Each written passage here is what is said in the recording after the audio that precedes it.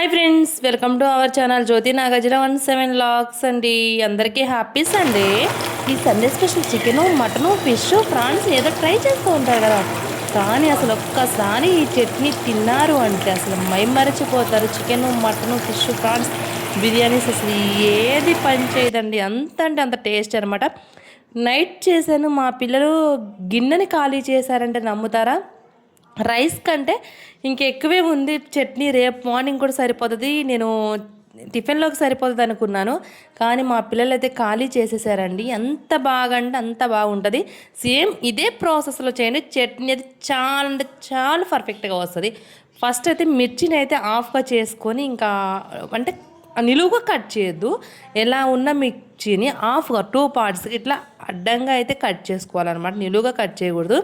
అప్పుడే మంచిగా లోపల ఉన్న మిర్చి లోపల ఆ గుజ్జు ఉంటుంది కదా, అదైతే మంచిగా కుక్ అవుతుంది అనమాట.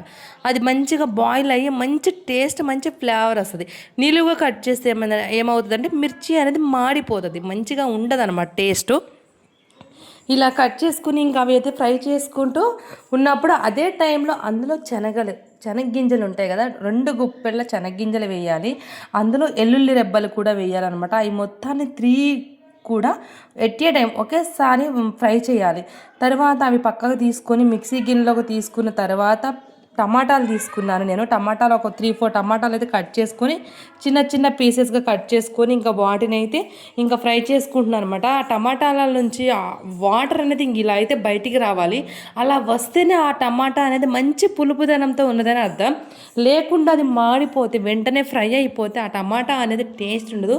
ఆ వాటర్లోనే మళ్ళీ టమాటా అనేది కుక్ అవ్వాలి, ఉడికిపోవాలన్నమాట. ఉడికిపోయే వరకు ఉంచుకోవాలి.